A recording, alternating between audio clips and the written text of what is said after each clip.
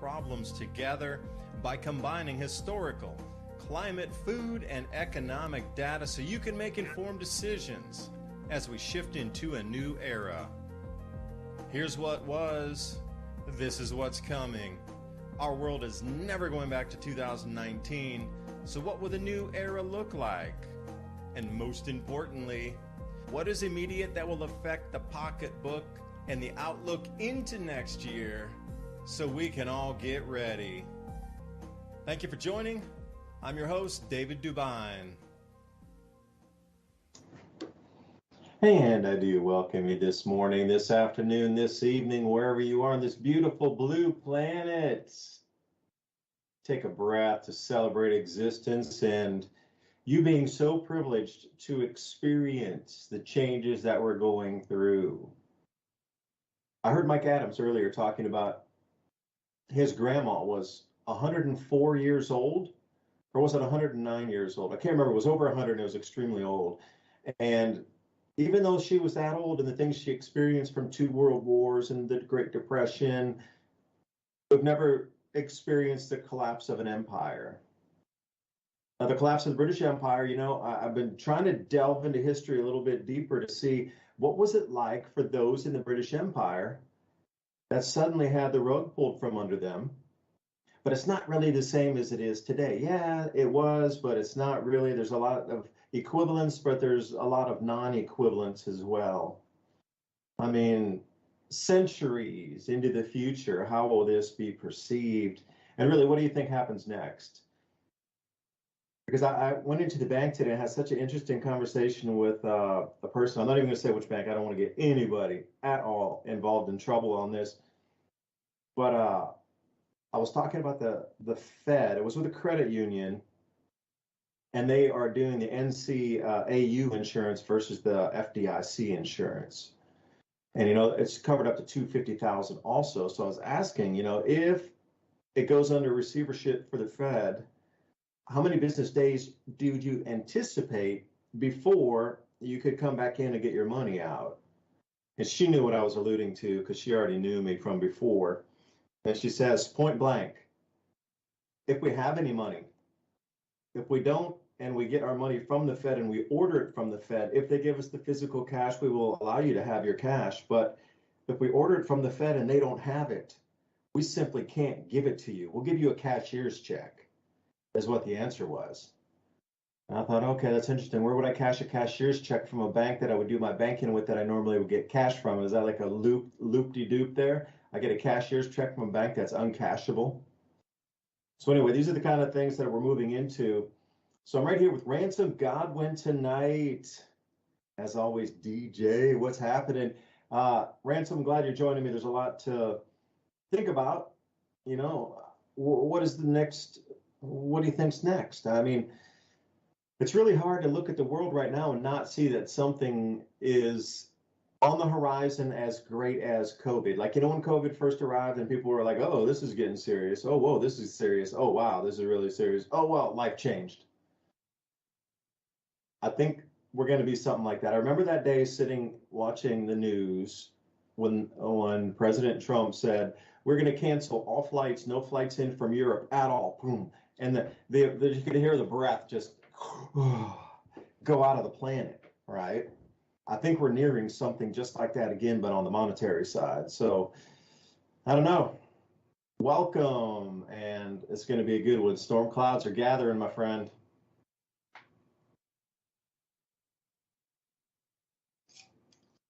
Yeah, I was just looking at this tweet from this guy, Pat Webb, talking about the Biden administration pushing for a freeze of U.S. bank withdrawals amid the decline in M2 money supply.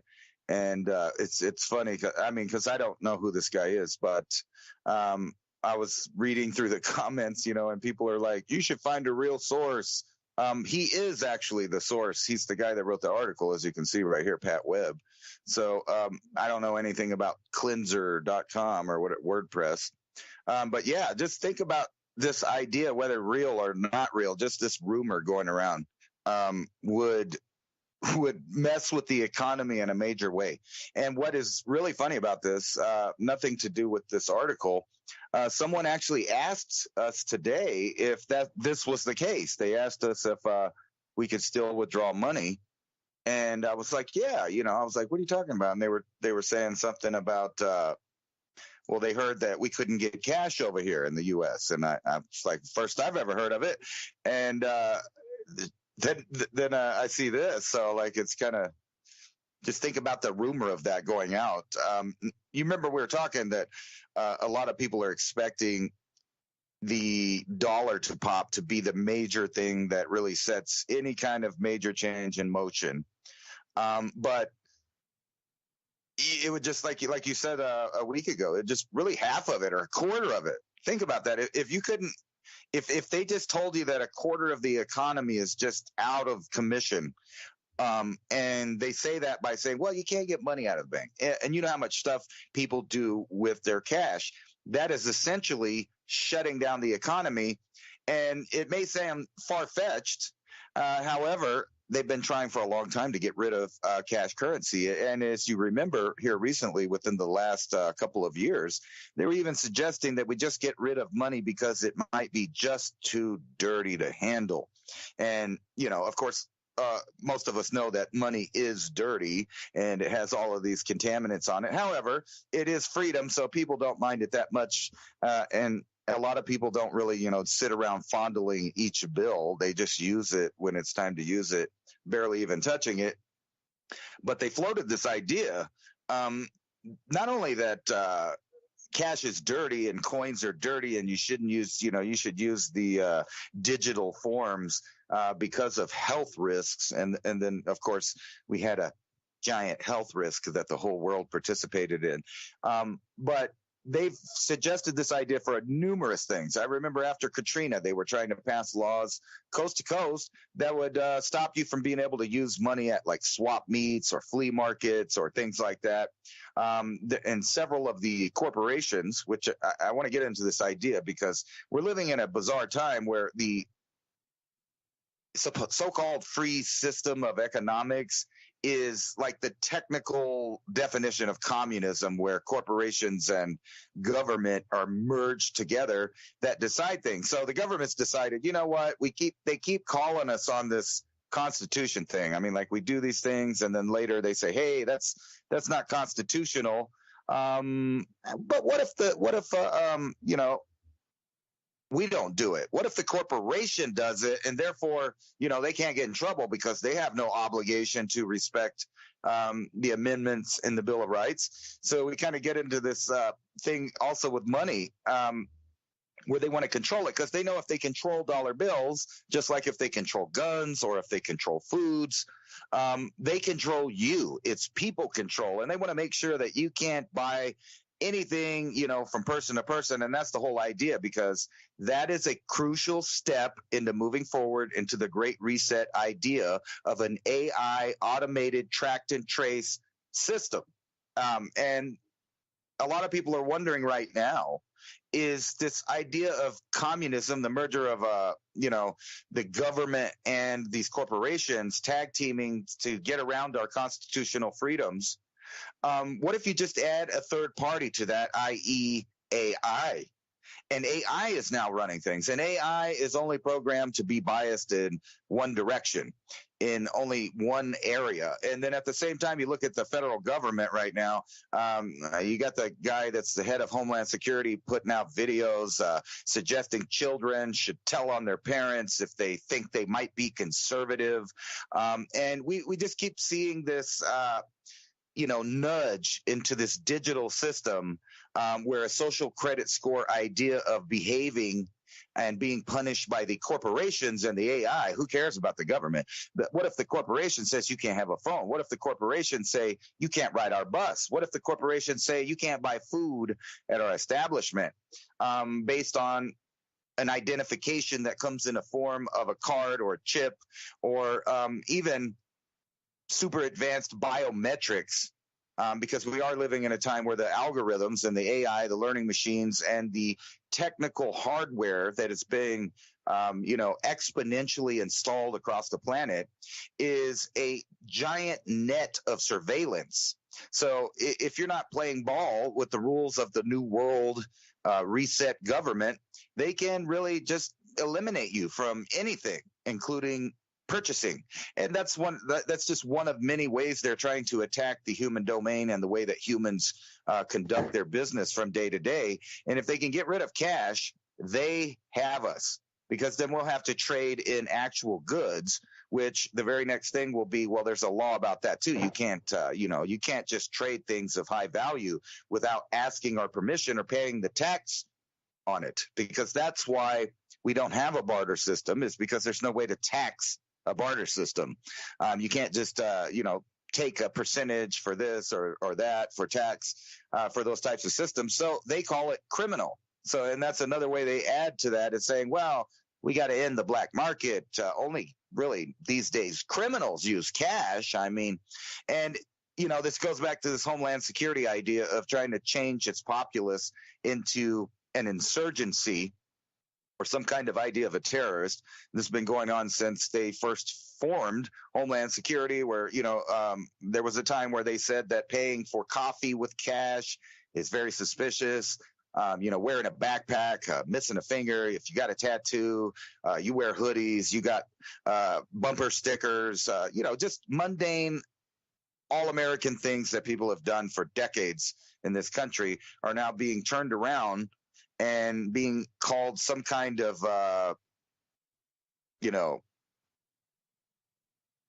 so they don't call it a social credit score, but that's exactly what it is when the corporations are deciding what you are going to be able to do. And those corporations are also putting over control of their operations to this AI. And I'll show you some headlines from top to bottom. And if you've noticed in the past 20 years, and especially after 2020, the elite, the corporations, the world government, they're not even hiding the conspiracies that they're putting forth, which is, like I said, a complete track and trace system of the complete human domain of humans. Every activity tracked, traced, monitored, judged, maybe even prosecuted. And now this control is actually going over to algorithms, and all of the companies are doing that. So if you remember a few years back, if someone said Bilderberg, they would think you were crazy. What's a Bilderberg? I don't know what a Bilderberg is. Matter of fact, in 2012, I went to Chantilly, Virginia, and I went to the Bilderberg, and on the radio station in the area in the Baltimore, all the way from like Baltimore down to Virginia, they were playing on the radio that, there's like 20 kooks out there with signs over there at some motel because they think there's a conspiracy where people from all around the world and finance, government, and the military industrial complex and banking systems all meet up to decide what they're going to do for the next couple of years. And they're nuts. Funny. I went down there. There was thousands of people. I sat there and watched people like the princess of the Netherlands and, like Harry Kissinger and all of these people rolling through in their limousines. Up on the roof were armed guards. This is a complete conspiracy theory. If you talk about it to normal people, they say you're a nut. And now front page Drudge, Bilderberg meeting to discuss AI and the way forward, because they're not even hiding it anymore. And we're going to see more of what we've been watching with the World Economic Forum and Klaus Schwab and his creepy little, aides and different people talking about how AI is going to be in your skin, under your skin, running your health, running your mental state, all of this, because according to them, we are nothing more than a product that can be programmed now at this point. And why you respond to that, because this AI thing is going to completely take over the economic system that we use. So if we don't have cash, there is no freedom. We would have to resort to barter, in which case they would get involved in that. Just look at the Amish for a good idea of what they will be doing to everybody. But anyway, I was going to show some articles about this very thing while you respond to that. How have we hit the singularity? That is the question, really, right? because it's not a question of whether or not they're letting AI take over. The question is whether or not someone's running it or it's running them. Yeah, there's very little delay between thought and manifestation now.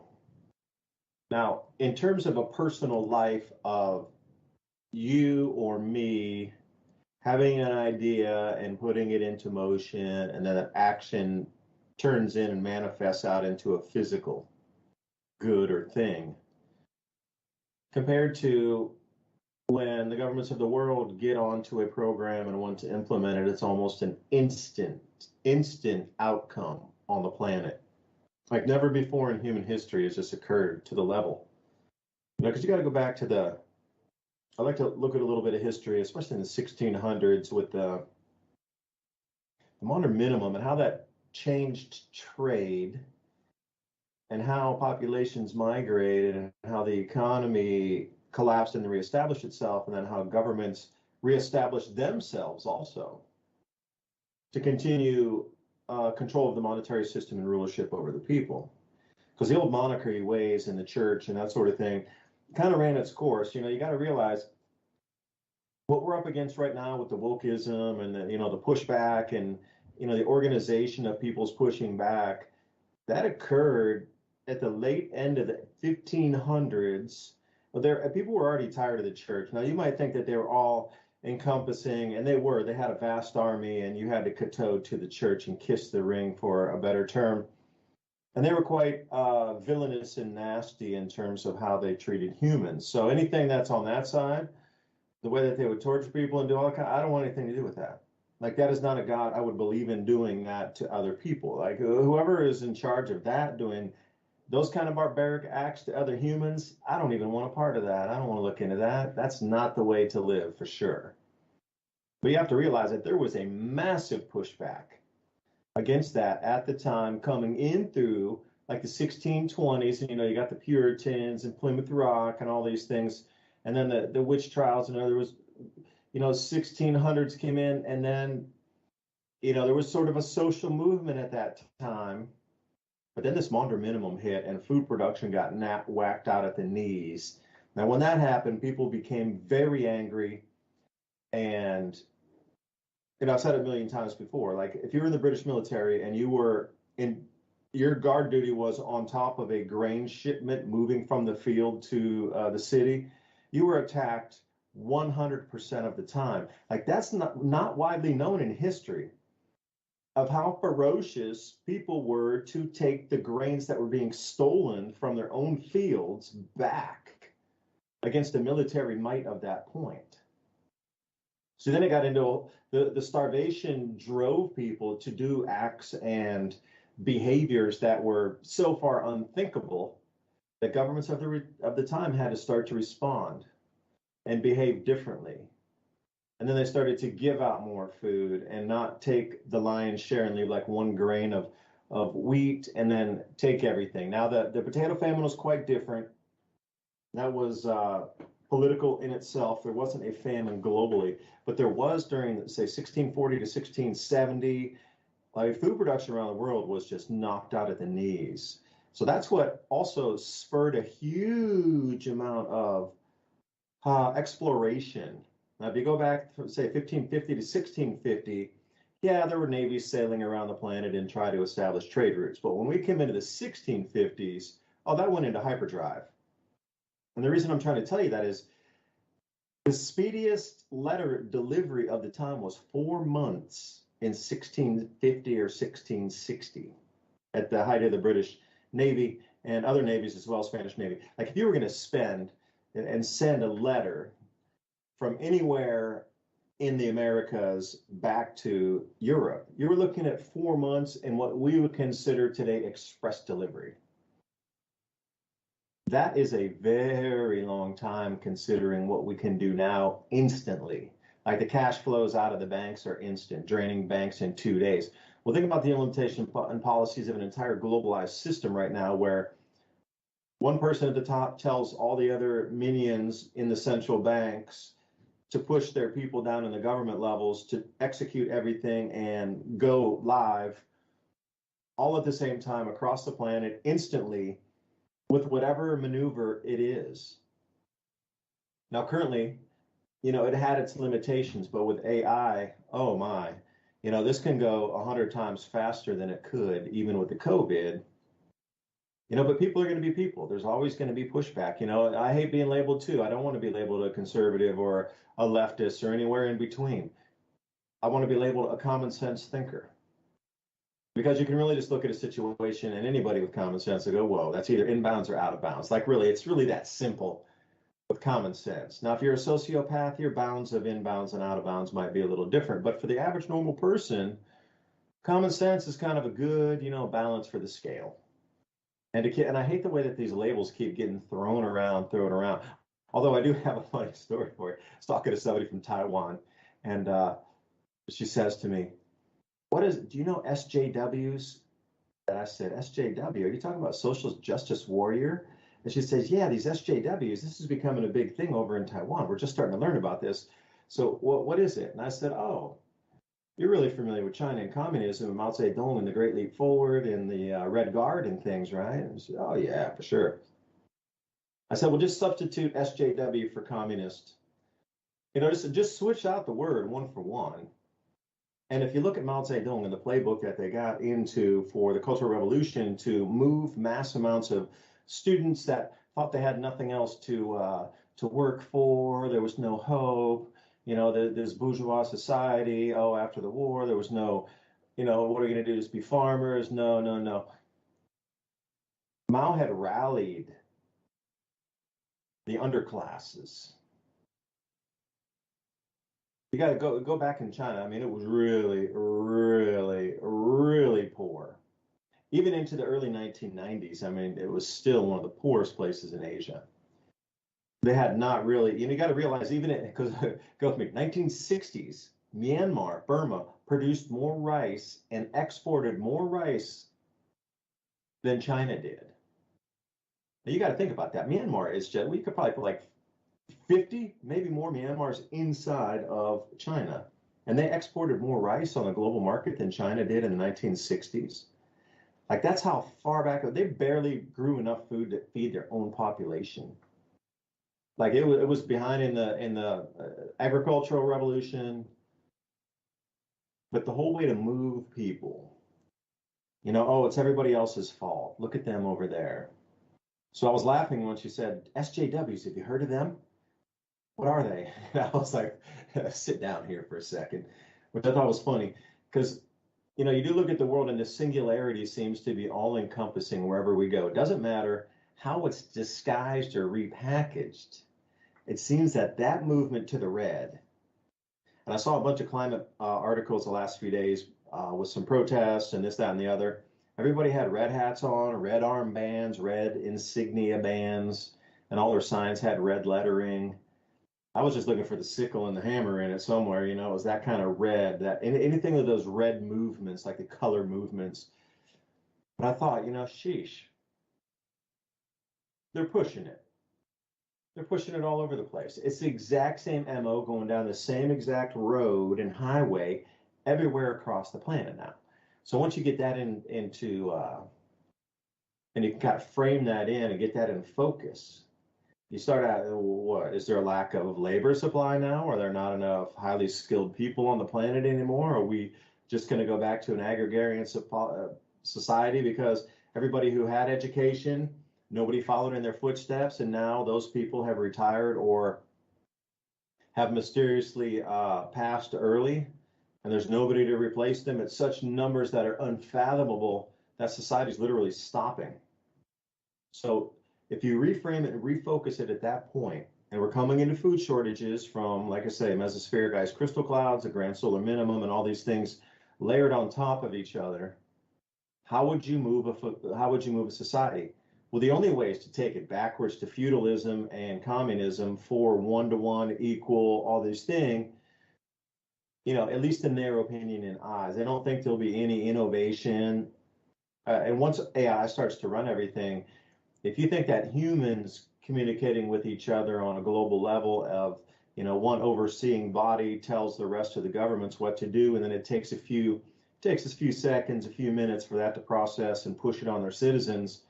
Wait until AI does it in like a blink of an eye.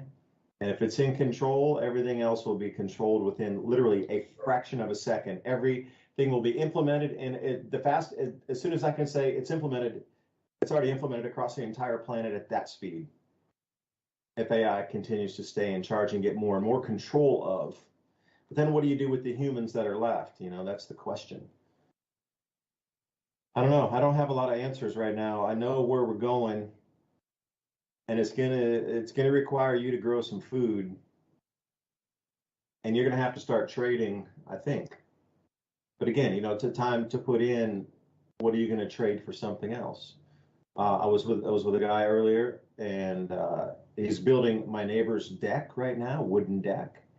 But my neighbor knows how to do some welding, so they're going to trade hours of time. So whatever the time is for him to build the deck, they're going to trade off a certain number of hours for welding to repair stuff. So he's like, yeah, I got a skid steer, I got a bucket broken, I need it welded.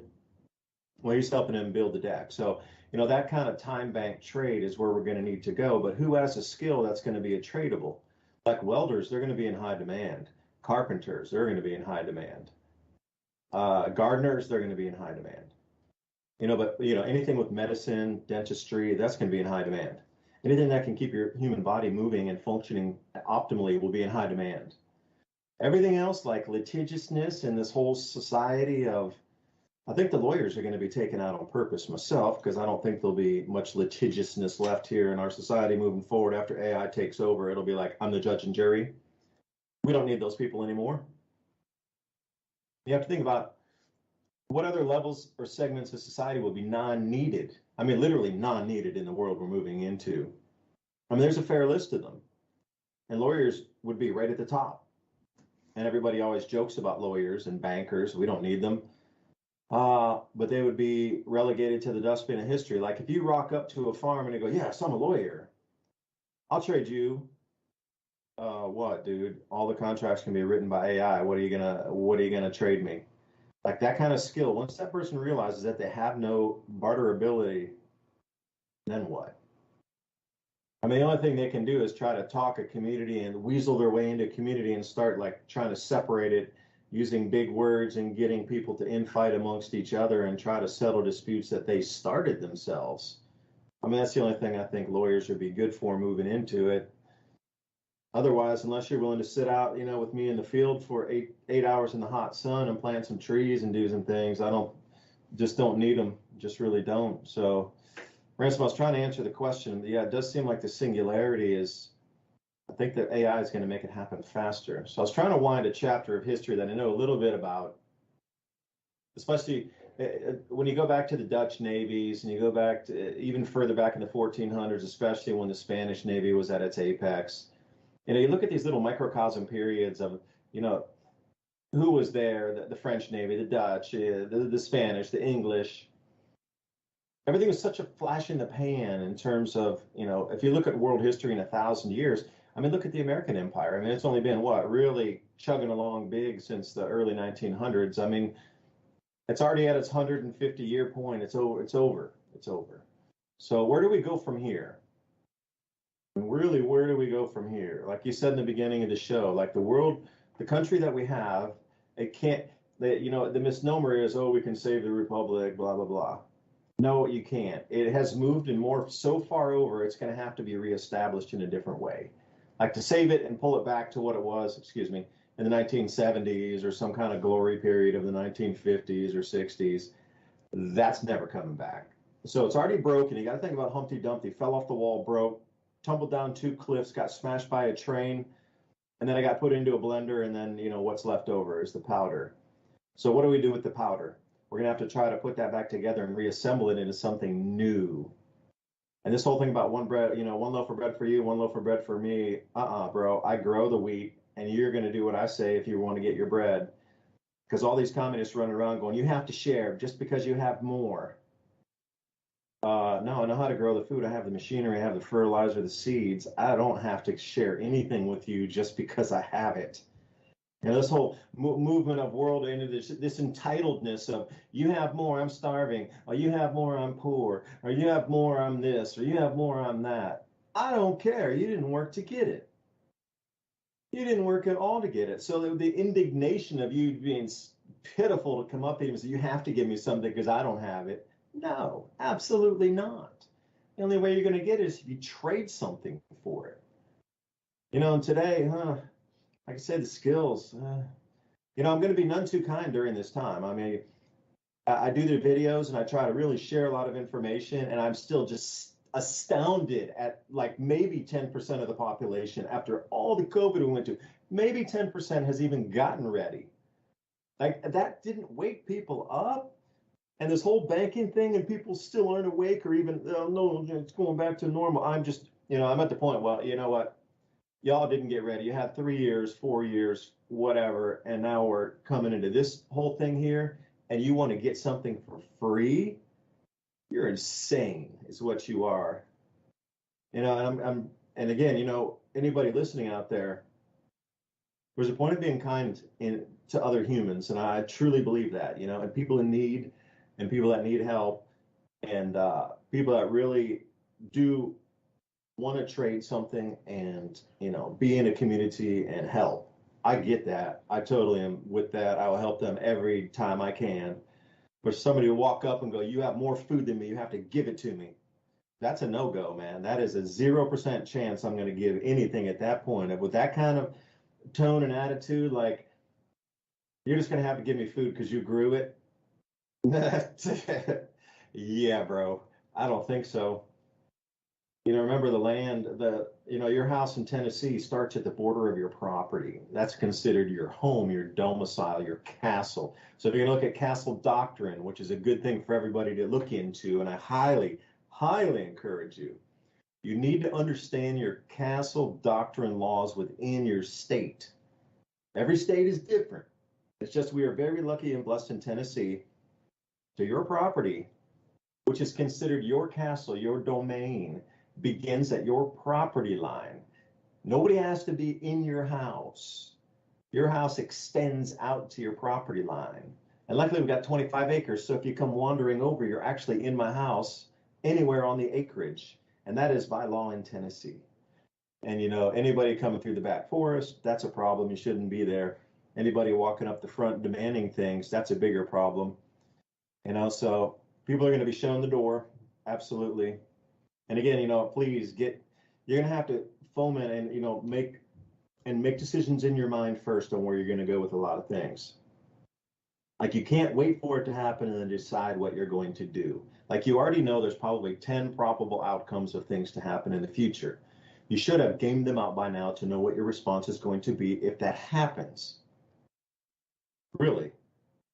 My biggest fear though is like a mother, like a single mother or a woman with a couple kids, and they're like, we really are hungry and starving. You can look at them and you go, man, they haven't had any fresh water. They look half sick. They haven't eaten in a super long time.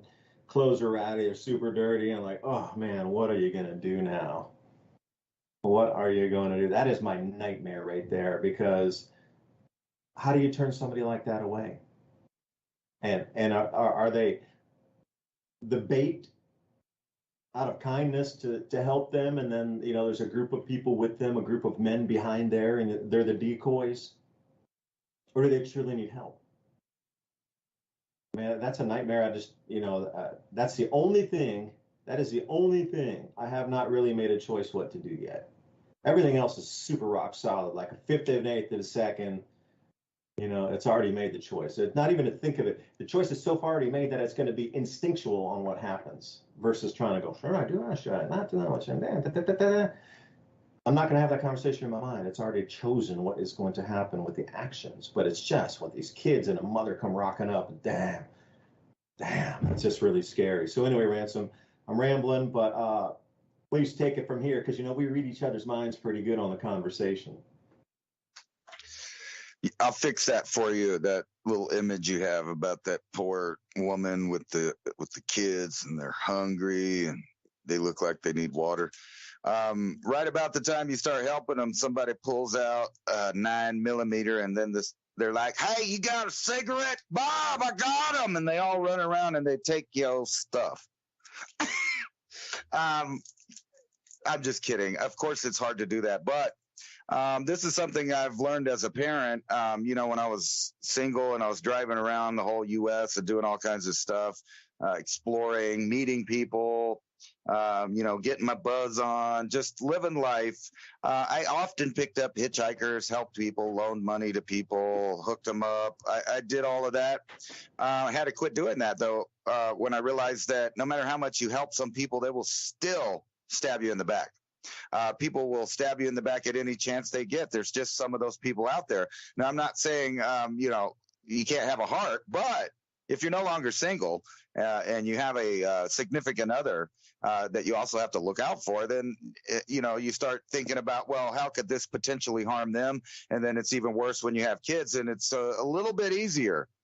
I know this sounds horrible, but to turn your head to these kind of things, because it puts you at risk with the contact if you're in a real situation. I actually mostly live my life that way right now. I make limited contact with people because for some people, they have a need to make contact with people, whether it's the police or the, neighbors or put their 2 cents in to some stuff. And that just increases risk for all kinds of drama, violence, and other things. So, like, if you're thinking about a situation in which things are not looking good everywhere, it'll be a little bit easier, and you can sleep good at night knowing that they should have got it together.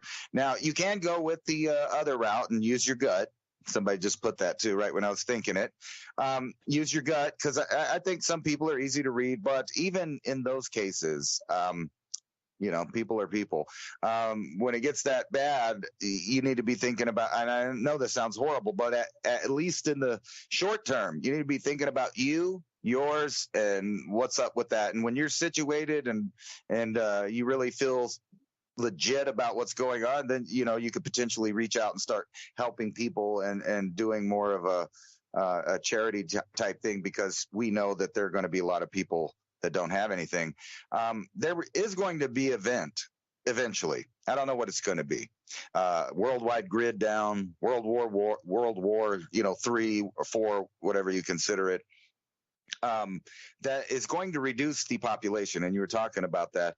What does the elite do when all of the corporations around the world are becoming just-in-time AI-controlled systems, where AI is doing the logistics, AI is doing most of the labor. It's controlling it. Robots are doing it. AI is doing the analytics. And, speaking of law, right here's an article that says Law Bots, How AI is Reshaping the Legal Profession.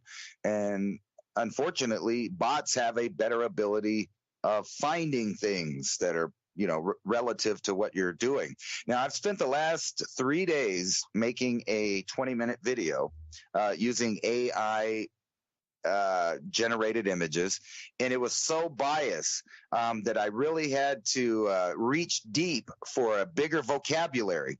And I can tell you this, that the AI that's out there, the chat bots and all these things, are really limited, but you can tell that millennials are limiting them or giving them the bias.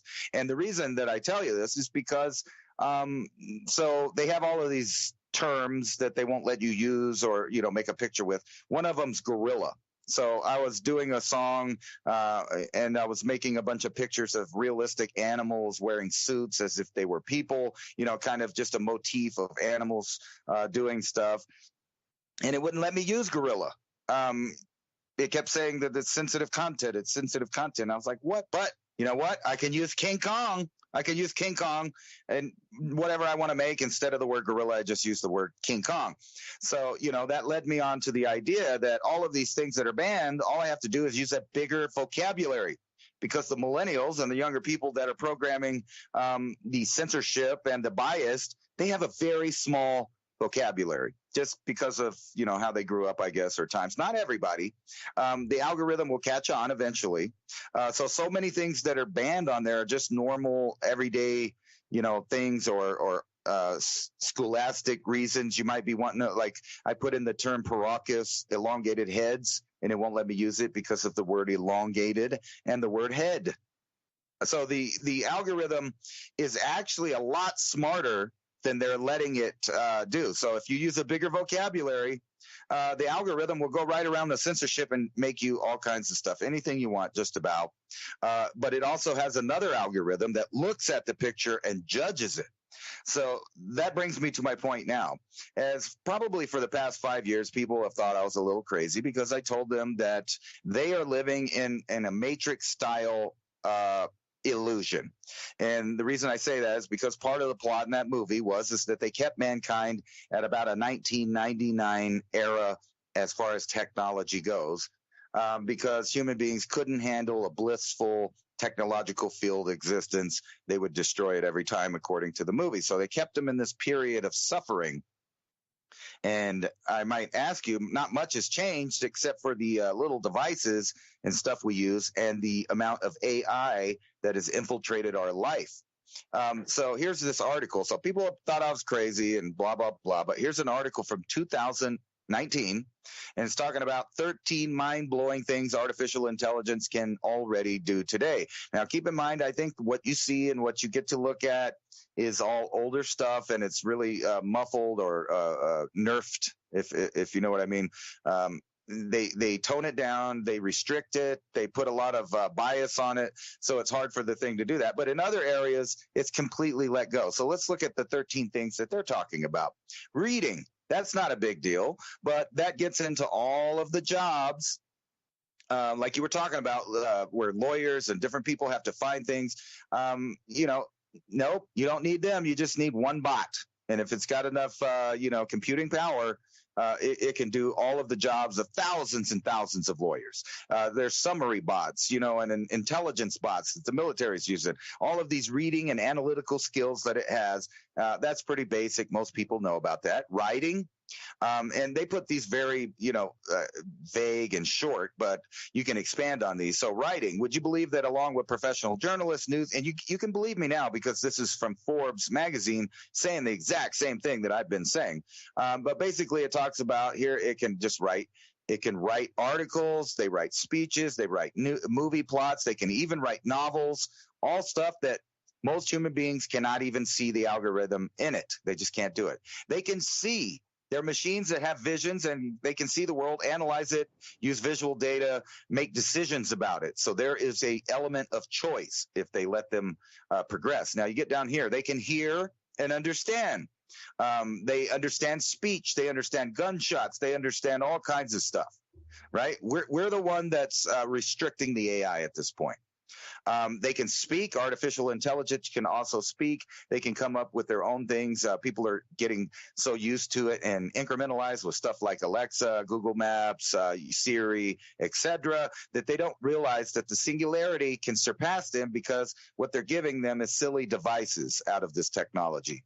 Artificial intelligence can smell. It knows. So this is, all the dogs and, different things and stuff like that. They now have sensors that can smell. It can detect cancer. It can detect chemicals. It knows if you're sick. All of these things. Touch. It can touch. It has sensors, cameras, etc. Those are all basic things that we think, well, that's not a big deal. And they can move around. But did you know they can understand emotions? Because they have AIs that are very expanded at this. And matter of fact, the surveillance state and Homeland Security has invested a lot in machines that understand emotions so that they can pick out the outliers in the video using facial recognition and some of the softwares that detect different chemicals, pheromones, temperature changes, etc. Even muscle density are things that I've read about some of these things being able to do. It can play games. It can outbeat almost everyone. It can debate people. So it can sit online as real people and argue. It can argue with other computers. It can argue with everything. So keep in mind that they're putting this arguing, rapidly expanding, analytical, emotional, detecting thing in charge. They're saying it can create. And I actually think this is a little bit off. It can't create. What it can do is create a mix of everything it's been inputted with. So it's a great reflection of the sights, sounds, and thoughts of human beings that was inputted into it. But here's one that people don't really believe or understand or can't put together, that there are all of these different technologies we kind of ran through real fast, mixed with this one. Read your thoughts. This is truly mind-boggling. AI can read your mind. It can interpret brain signals and then create speech. And I've been telling people this is old technology. So they absolutely have machines that can look at you and know what you're thinking inside your head. This is not a joke. It's not sci-fi. This is real stuff. And then you look at some of these, other things that are going on in the world, which would lead you to believe that the singularity has already happened. Like this, AI deciding what people's body should look like. AI deciding, or this is ex-Google chief warns AI will view humanity as scum and create killing machines. That's sci-fi, but with something that can choose and study and have emotions itself, because you would think that eventually understanding emotions would allow you to have kinds of empathy, if not a digital one, but still an empathy of some kind.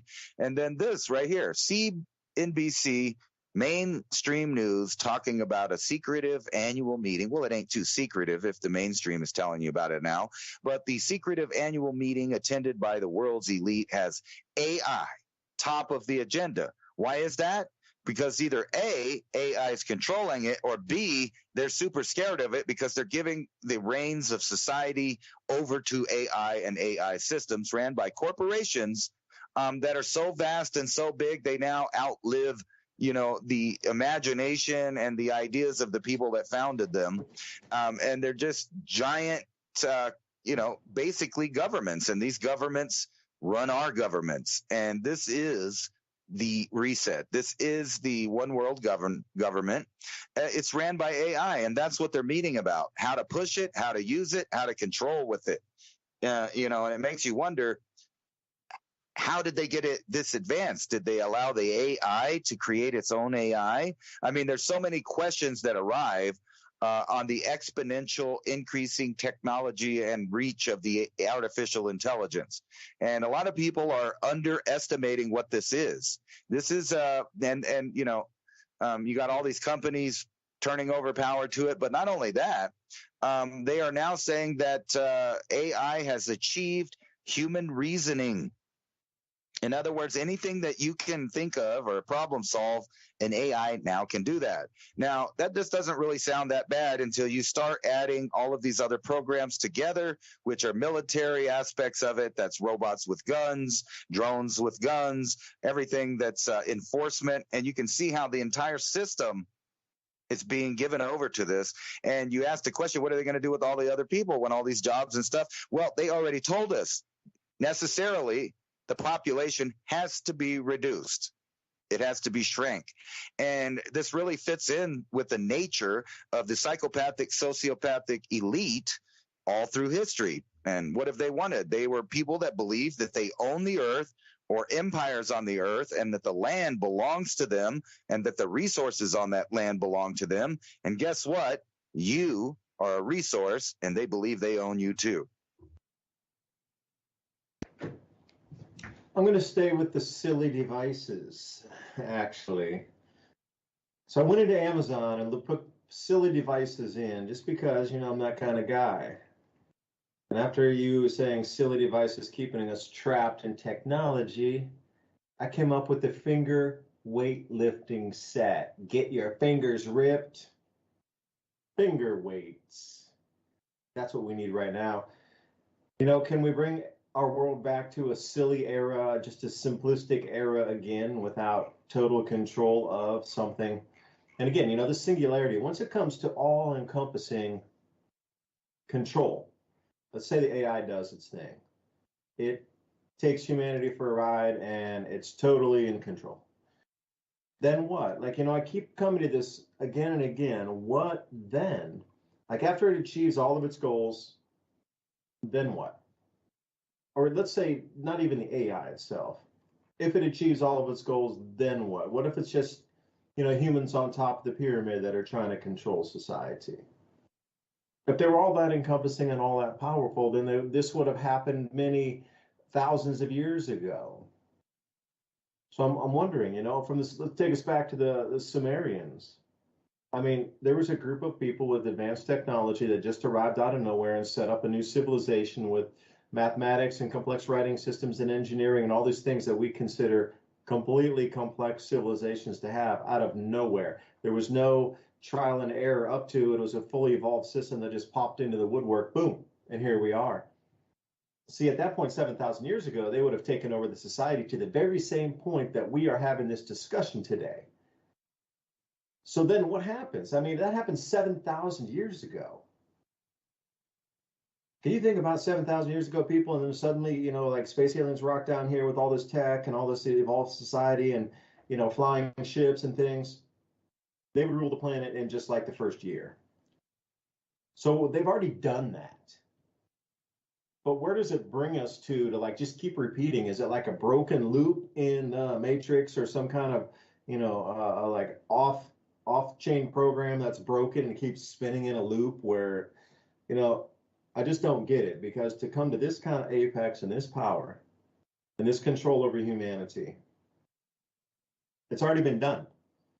This rodeo has been done again and again and again. Like, what is it? And then my next question would be then, if it's been done before and it's come to this apex of total control over humanity, then what is it that it lets go and then starts over again?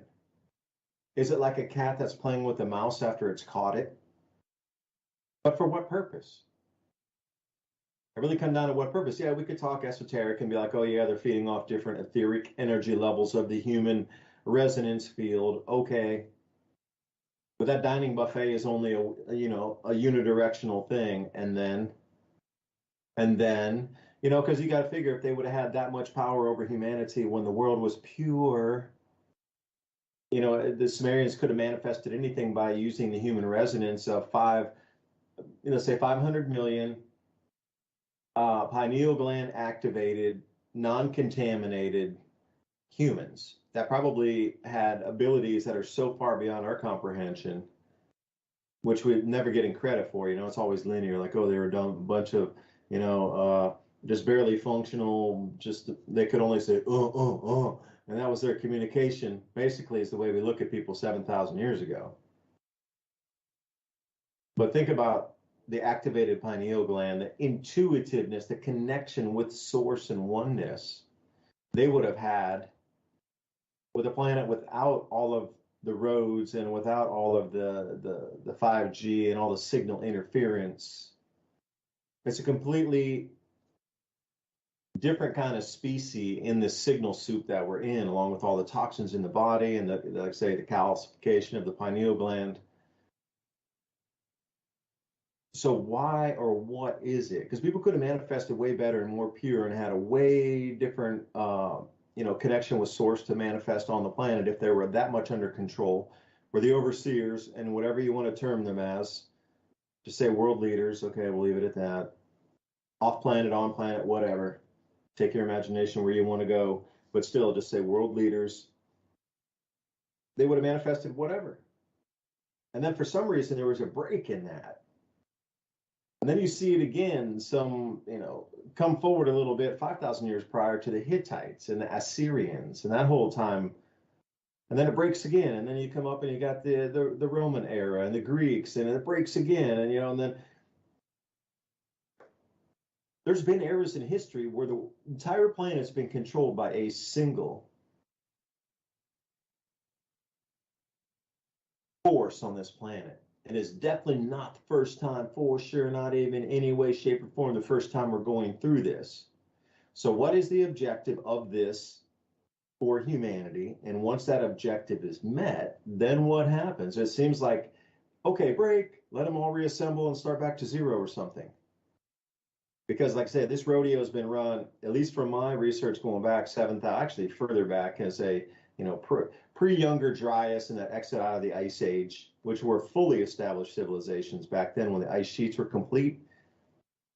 So the ecosystems would have stabilized for sure for 5 times longer than we have in this interglacial right now. So there were very complex societies prior to that. Okay, so then they got hit by the ice sheet and all these things happen, younger dry ice, and then humanity gets wiped back, and then, we've gone through, let's say, 8,000 years prior, and there was another cooling event 8,100 years before present that knocked society re-emerging from the younger dry ice back to almost nothing again. And, I just don't get it. What is it with this cat and mouse game of total control over humanity, and then it stops? Okay, and then they live sort of an agrarian existence, and they come back up for a few hundred years, and then the power comes back on top, and the whatever elite governments control the people again, and then, okay, we take it to the Uber, and then, it crashes, 500 AD, whatever. And then, okay, start it over again, everybody's free. Oh, the church comes in, the Catholic. Oh, got it. I hope somebody has an answer for me after the break. DuByne, Ransom Godwin here, mini Ice Age conversations. We'll be right back. Great time exploring ideas with us today and tonight. And we'll be right back after this message. Screaming. I've never realized a time that was more necessary to make sure you have a backup of food than there is right now. We see all of the food markets going expensive, every item. And some of these items that they offer in these kits are approximately $1.50 to $2 a meal or serving, which is quite a bit cheaper than anything that you're buying now.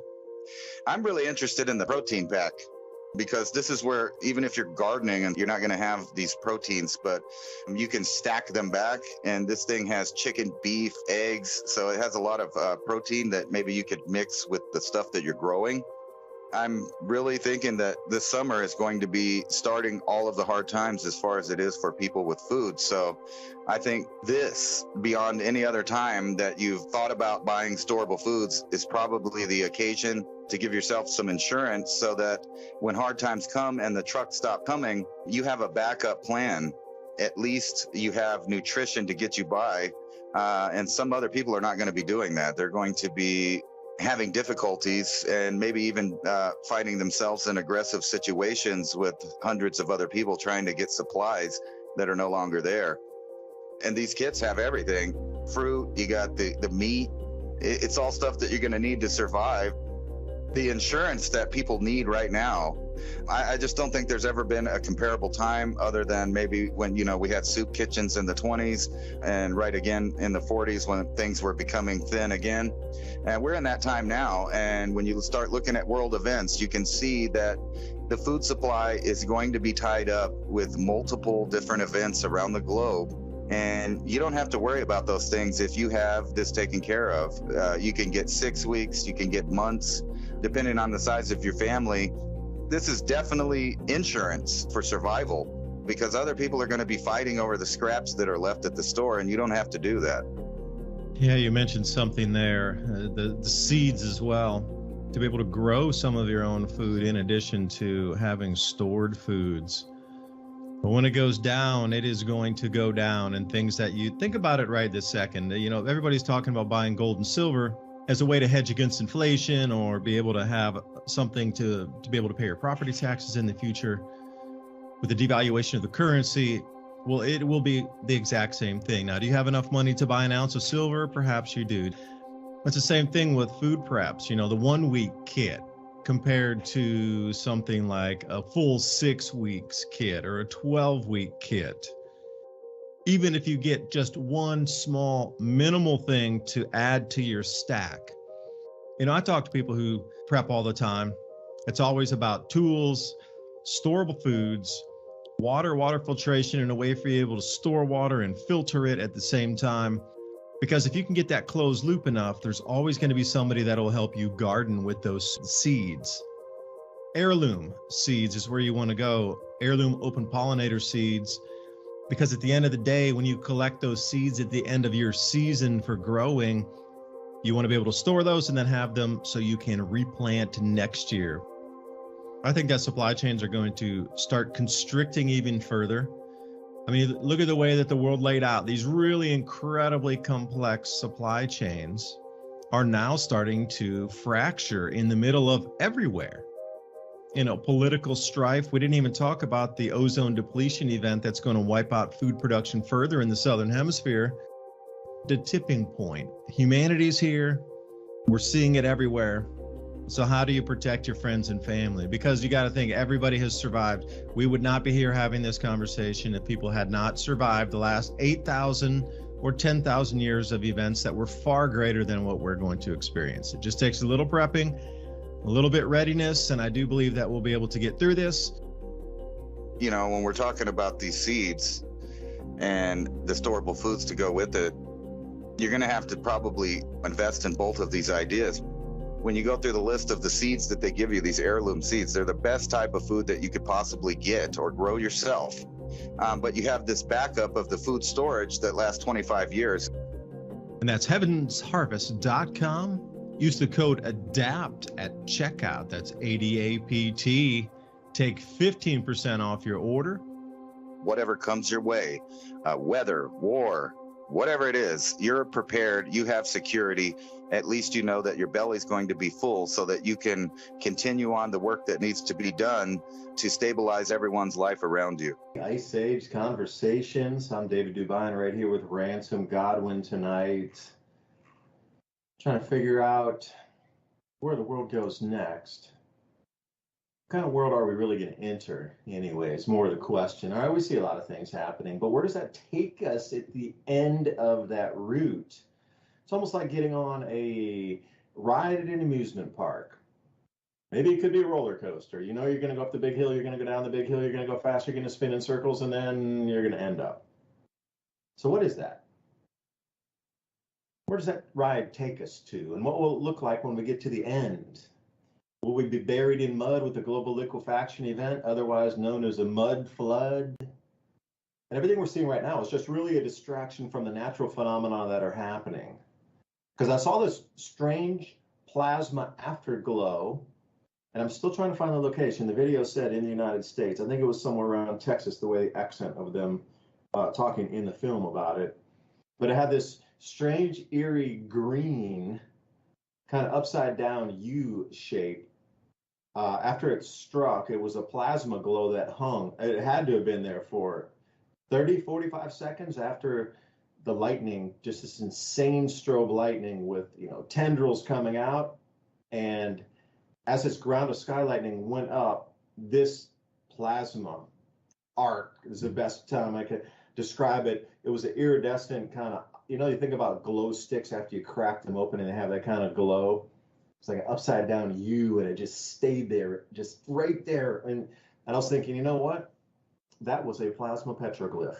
No doubt in my mind that the skies were high enough and amplified enough electrically for that plasma to stay in that intensified glowing mode, because whatever condition was in that cloud strata, band, column, whatever you like to call it, was electrified enough from the outbound current flow from that ground to sky lightning that that whole tube of column of whatever it was on the outbound magnetic field line was highly charged enough that that plasma stayed. Lightning, usually it strikes and that light disappears. This thing was, it's a bizarre video. It's a bizarre one. Just came out this morning. Is it that we've come to this point now where nature's going to take over? And this is all just one giant psyop, like really considerably gigantic psyop that everything we're seeing is never going to manifest, never. It's just in there to keep your mind not looking at the skies, to keep your mind not looking at the heavens, to keep your mind not looking at the natural phenomenon amplification of 5x, 7x increase in rainfall, the crop losses from the ozone depletion, from the onset of the record cold, by the way, anybody paying attention, the entire northeast states in the United States, parts of Canada, record cold today. Well, if you got ice crystals in the mesosphere and a bunch of sulfur dioxide from Chevaluche overlaying on each other, you're going to get some real cold spots on the planet. So perhaps what we're seeing is everything is nothing more than a distraction with no end. There's no end to it. It's just a distraction. Like perhaps we're at a magician's show. The distraction while they pull off some sort of trick is all we're seeing. And after the trick's performed, then the distraction's no longer needed. You know, because I'm trying to put some relevance. I'm trying to think about it in a sane way here, like really just trying to dissect it as if you were looking into a petri dish as a scientist, or, down in the microscope, and I'm going, these amoebas are behaving strangely. What's going on with the amoebas? Why are the amoebas trying to distract the cyanobacteria in there? What's going on? I'm kind of looking at it like that. So Ransom, welcome back, and Revolution Radio, thank you for letting us talk tonight about these issues here. freedomslips.com, Revolution Radio. Please consider a donation right there, tab at the top, donate if you consider free speech. This will be one of the last platforms on the net that will be continuing to broadcast as we move forward. But that's a real question. Like, do you think it's all completely just a distraction? So everything is built up, and all these useless compatriots that have helped build this distraction up, to what end? When it gets there, everybody will just kind of, pull the curtains back, and there was nothing but a brick wall. It's all fake. We just distracted you for 4 years. Oh, wait. Global liquefaction event, inbound, mud flood, my friend. Hey, welcome back, Ransom. Thanks for joining me for the second hour.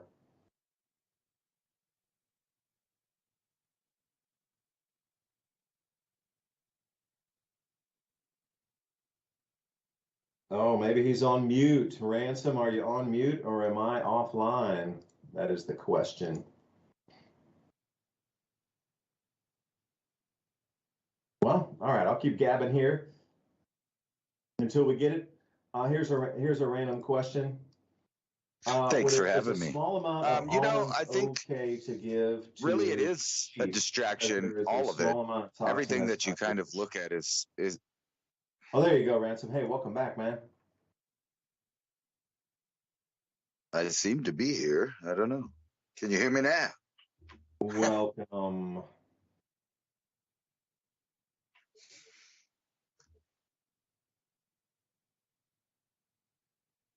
Oh, you faded out again. That's crazy. What's going on with the signal? What is happening? You signal blockers out there, stop it. It's my bad. I was still had the headphones on from the real radio broadcast, so I was delayed. Sorry about that. I forgot to switch headphones. No, I was going to say that I think it really is all a distraction in the way that they have a net gain zero thing. Like they don't really care what's going on with civilization right now, as long as they get their core program installed before whatever happens. In other words, something natural is inevitable to happen. As a matter of fact, what happened in 1980 was Mount St. Helens exploded. So we know just things happen. Tunga. Eventually one of these are going to hit around area where millions of people live, and that will be just one more tragedy or, that happens along the line of human civilization. And I have a kind of an answer to you about prediction. I think prediction is what it's all about. And you've talked about, maybe one of these other ancient civilizations might have had a hand up and might have been doing the same thing. And actually, I think it's more like, for the first time in human history, at least that we can prove, humans are in a position where there's finally been a big enough workforce to create a technological civilization that AI and robots could actually exist in and operate. Now that we're here, the elite realize that this is their opportunity to return things to a feudalist system, and the way that the only thing that humans now are going to be useful for is our computing power.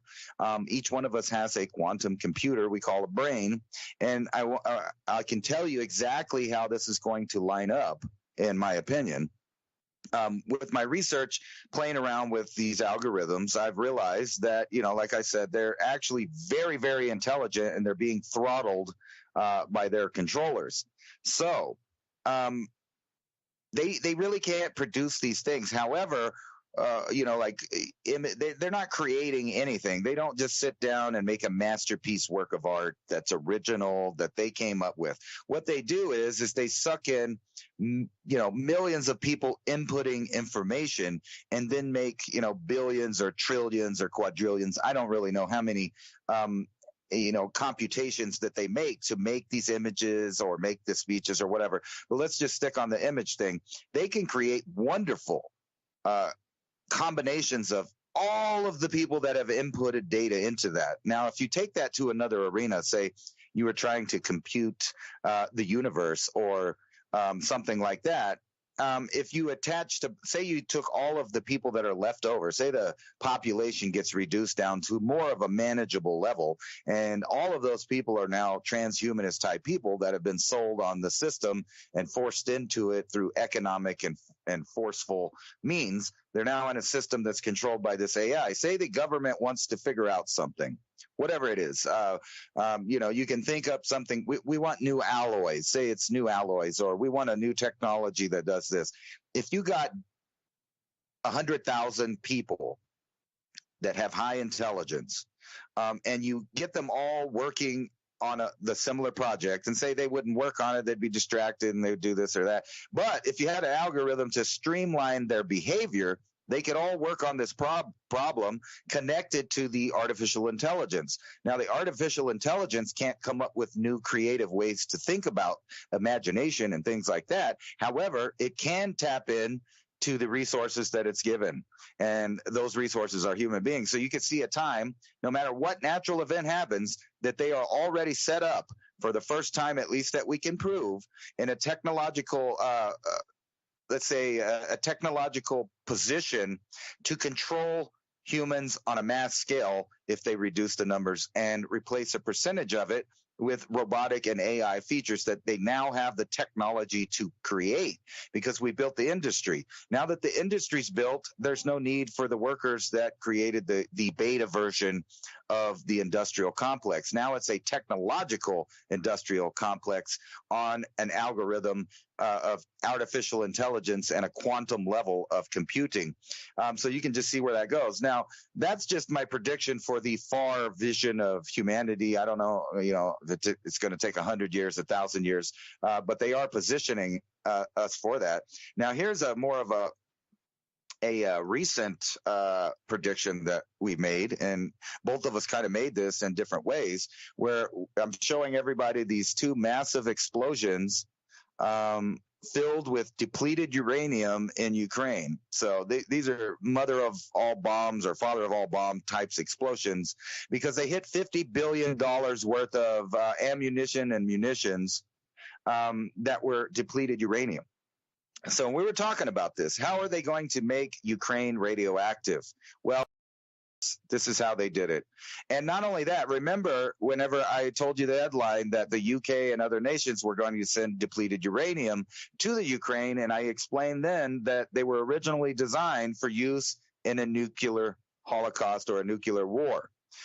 So now we're just using them. We used them in Iran. All kinds of birth defects happened. Not Iran, Iraq and Afghanistan. And, there was repercussions for that happened in the form of birth defects and other stuff. So you can, and I kind of mentioned that you're probably going to see this in Europe in later days. So they have gone for broke. They are destroying the old world, the old civilization, the old boundaries, the old way of things, and they are completely polluting it.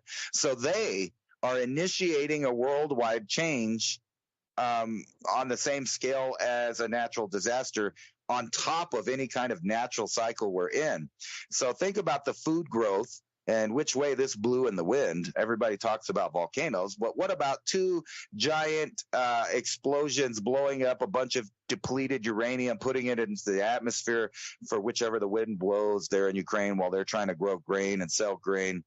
Now might as well blow up stuff. Now, we talked about it in the possibility they might let a reactor go, and that would, soil a whole large portion of growing area, or there might be a nuclear war, which still might happen.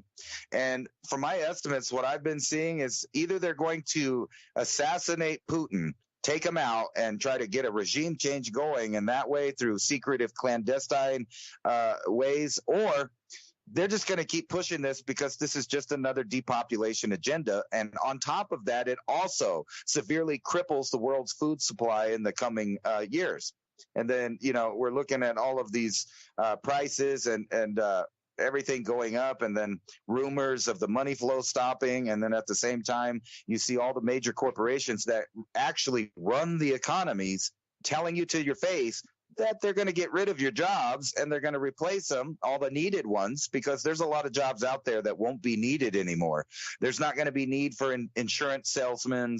There's not going to be need for, like all of those kind of jobs in a future where the algorithm and the government and the nanny state control every decision you make.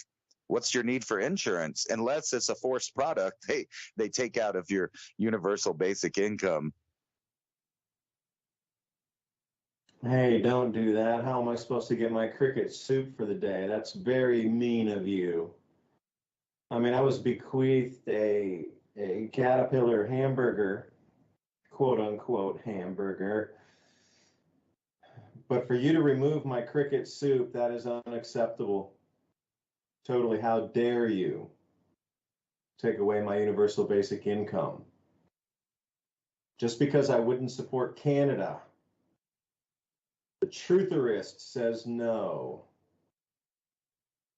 I don't know what's happening with the planet, but the signs truly are everywhere, but it seems that we're missing them. What are we missing with this? Like, there's definitely something that's being overlooked with the way that things are moving over to the cashless. It's not about really the control of you. Okay, it is to a point, but then I'll bring it back up again. Okay, let's say it goes cashless, they control everybody, and the minute you say something wrong, then you lose. Okay, but what is the point of that? Because they could get the compliance any way, shape, or form they want. I mean, look at China. It doesn't really matter. If it continues on the road it is with all the unemployment and AI, everything's going to turn into China. Okay, the world's China, and then what? Everything's tracked, traced, monitored. Okay, and I'm going to come back to it again. Then what? Because I know we have been here before. Lost chapters of history abound. I don't know how many chapters of history are never, ever told to us. Think about, I got you. Jimmy was saying, hey, did you hear the Art Bell interview? AI had copied Art Bell's voice and is putting out new, interviews and podcasts from Art Bell himself. Talking about AI. Interesting. But how many chapters, truly, we go back into history, how many chapters of history are totally forgotten? Like the Chaldeans is a good one. We're talking about the Black Sea. And at the same, they're 40 feet under the sea, 40 feet under the sea. 6,000 years prior, there was a civilization there called the Chaldeans.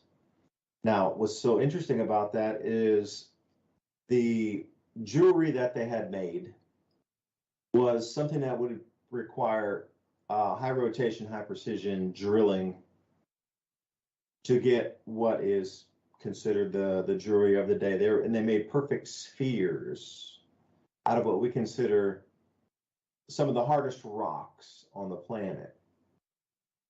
It's not diorite, but if you go back into Mohs scale, anything above a 7, they were, somehow churning into perfect spheres, anything equal that we could have done today with epoxy resins and different kinds of molds, etc. The precision was down just 1/10,000th of an inch in precision, but then the drilling in that. But if you go over to Israel, at the same depth of 40 foot in the water, we keep coming across these civilizations that are at 40 feet about 6,000 years ago. So what is it, and how is that sea levels had risen 40 feet in the last 6,000 years? I mean, we're absolutely not being told what is going on. Because I would encourage everybody to look at the Black Sea area. That is such an integral part of human civilization history. Like, for those of you who follow the Adapt 2030 channel, you knew that one of the places that I thought would be a safe zone climate-wise, not political, climate, would have been the Republic of Georgia, situated between the Black Sea and the Caspian Sea, continuous winemaking for 8,000 years. And we talked about Mount Ararat and the landing of the Ark in a couple episodes prior. But if you think along the entire shoreline, 40 feet in depth in water is the previous shoreline. Full cities, underwater, castles, what you consider fortifications, coastline areas that had been built up with walls are now 40 feet underwater. Not really that deep for scuba diving either. This is why they try to put a lot of it off limits, so you're not even allowed to dive anywhere because you might find something unexpected, not through the gatekeepers. But that 40-foot level seems to be another major area. So, the way I was looking at it was, okay, we come out of the Younger Dryas. Sea levels had been rising because we were coming out of the Ice Age, obviously.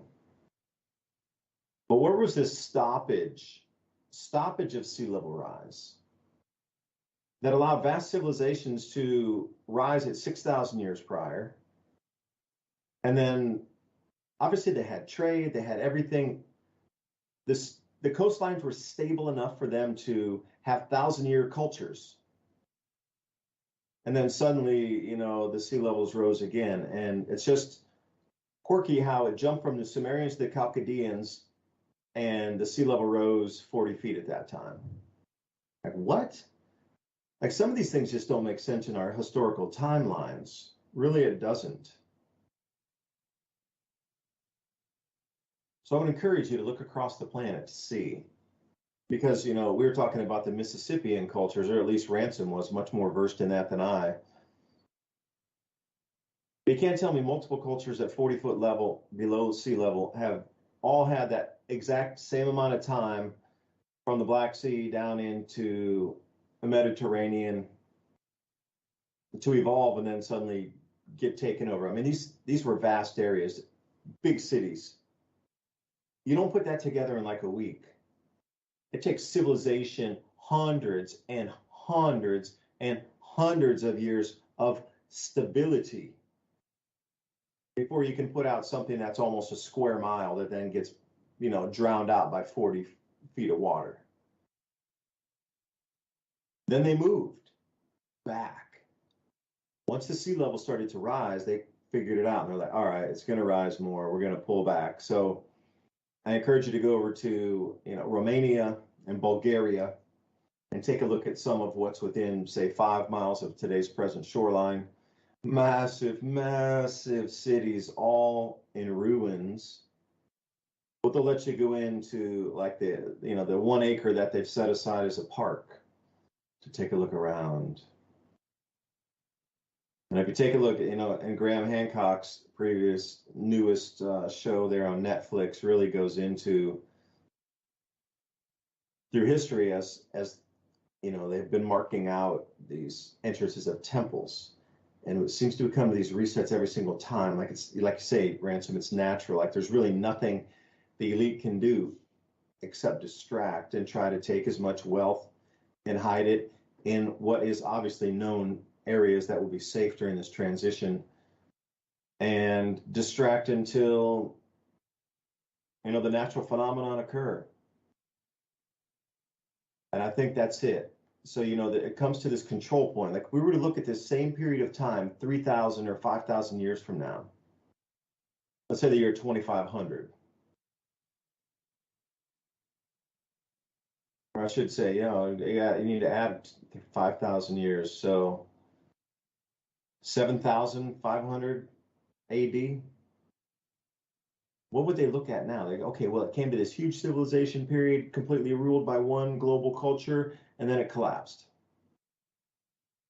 Well, why does it collapse? And what is it at that very last point before it collapses on a cycle that this same AI pops back, or the same type of, milking of the human, like you say, computing power, resonance field, whatever it is, it always seems to come back to this and then it collapses. Well, obviously this collapse is a natural thing.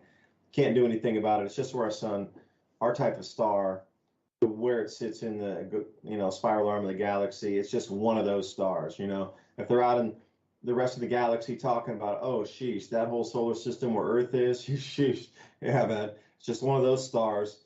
Good for a little bit, but you want to get out of there during the winter. It's great during the summer holidays for those, 12,000 years of summer holiday and extracting all the gold, diamonds, and emeralds. Real cool, man. Awesome place. The Earth is amazing during the summer. but you don't want to be there in the off-tour sun during the winter and glacial ice age.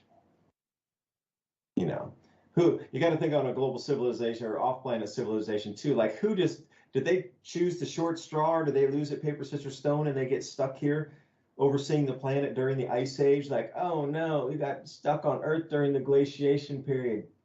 Yeah, bro, and you live to be 10,000 years old. You got to stay there the whole 10,000 years during the glaciation. Don't choose the short straw next time. Because I'm looking at it, I'm starting to look at it in a whimsical way of many different things here, because I really am at the point where I understand this whole natural collapse is coming in. But at the same time, this whole illusion that we're being fed of how much control is going to come in, how much control, and all the worry, and how much control it's going to be, and how much control. But they only have until October of 2024 for the magnetic field anomaly, and then somewhere in the spring of 2025 for our planet to be in front of the sun and all the magnetic gas giants behind us as well. So everything behind us in the entire solar system, planet's going to get riddled with a huge amount of space debris. So, I mean, this 2024 and 25, and I was no joke in the beginning of the show when I was saying, you are so lucky to be born right now to witness the things we are about to see in the heavens. You know, our bodies will pass during this time, a lot of us. But to have the privilege to be here, to see these changes and be part of them, and to be on the side of light, battling darkness during the time that we can see all the sky phenomenon, plasma petroglyphs, Earth movements, and you know, planets starting to glow brighter again as second suns appear in our solar system. Like, this is an amazing time to be here. But I think the psyop of all psyops is that psyop of everything's going to go to this uber effective control, when really it was never planned to.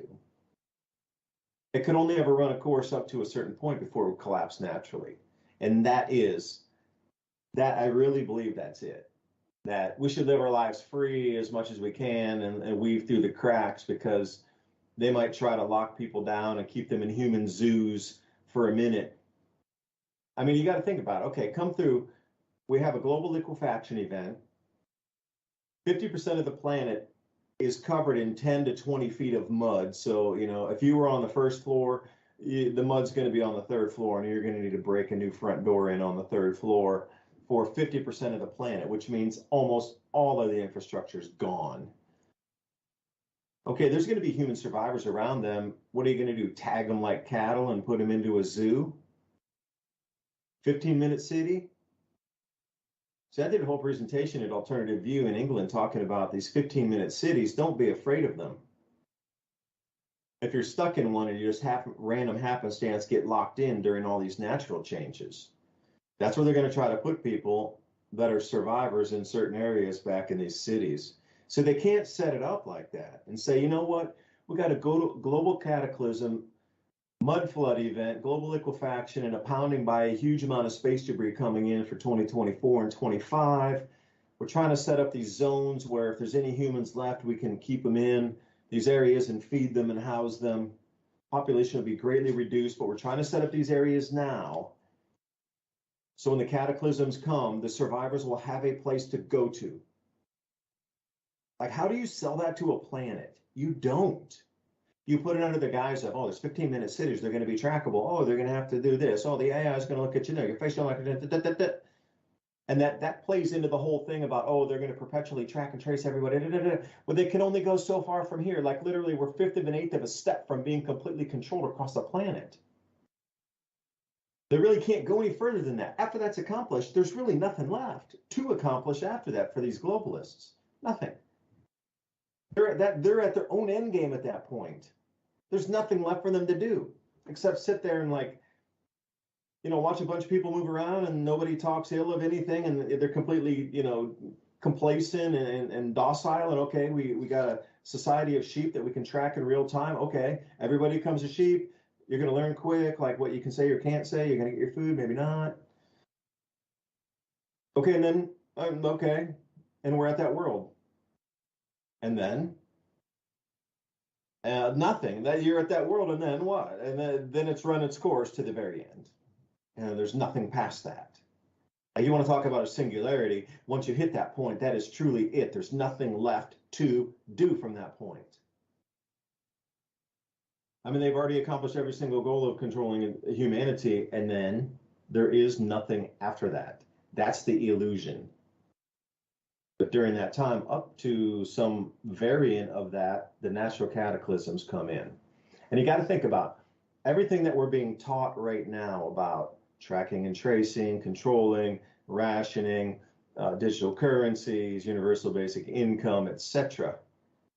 Reframe it into the survivors of the cataclysm, or I should say multiple cataclysm. We're absolutely going through that weirdest magnetic field anomaly, something 2024. Rocking into the space debris, smacking the planet for months. That's going to be interesting to see. I'm hoping I'm on the right side. I'm hoping on the correct side of the mountain, so everything slams on the other mountain in front of us. And, you know, it's kind of like being in a wind tunnel. If you're just behind something, you can stay in that safety wind zone there. You know, thinking about being on the lee side of a mountain, you know, hypersonic winds, but they'll blow over you and past you. Think about the, you know, space debris coming in. It's all going to come from a single quadrant too. That's the thing. Like if you figure out what quadrant it comes from every single time, you can figure out the area which will be safe, because it's just going to be like a meteor shower. And I was trying to look into some of this. Like meteor showers come from a single quadrant, and that's how they're known, where you're supposed to look. If it's the Leonids or whatever your favorite meteor shower is throughout the year, Perseids, okay, they're all originating from one single area in the sky. Like for example, the Perseids. They're not coming from north, south, east, west. They're coming from one constellation area, and that's why they're generally named. They're coming in from one area of space, straight in. And you can triangulate, and you're always looking in that one direction because they're all coming from that same area, because all the debris is coming from that one area only. Well, think about it the same way. You know, we come through, Earth spins around in the front of the sun.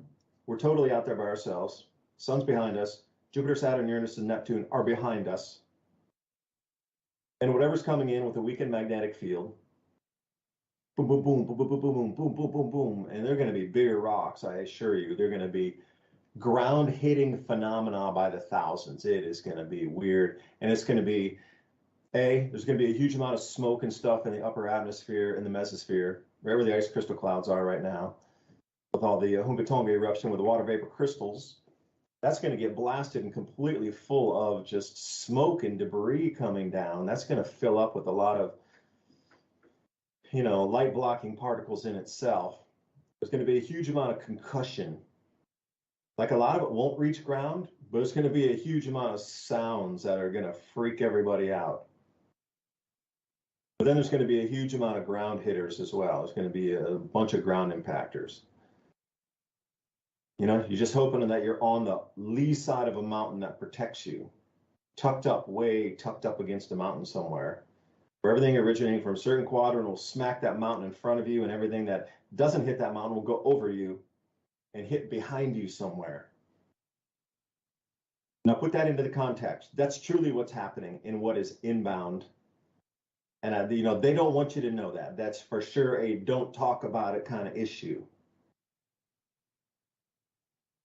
So then take today's weird world that we're looking at, where they want to track and trace everything's controlled, to divvy out resources to a populace. Now, if you're a survivor of all this cataclysm coming in, and you rock up to a place and you finally find a city that's still functional in 2025 or 2026, you're going to want to get in there maybe to get some food. Will it be a citadel, as referred with the Bitcoin citadels? It's going to be something similar. You know, the society is going to break into two parts. And, you know, if you saw that time traveler, the Bitcoin time traveler, he talks about these things called Bitcoin citadels. Or if you had any BTC at all, any, that you would be invited in, and it's like a wealthy society where everything will be taken care of, and like a tenth of a Bitcoin would be enough to live the rest of your life as millionaires do in today's society. But then on the other side of it, think like Buck Rogers or something. On the outside of the walls, you're going to have these track and trace 15-minute cities. You'll still be alive. They're human zoos.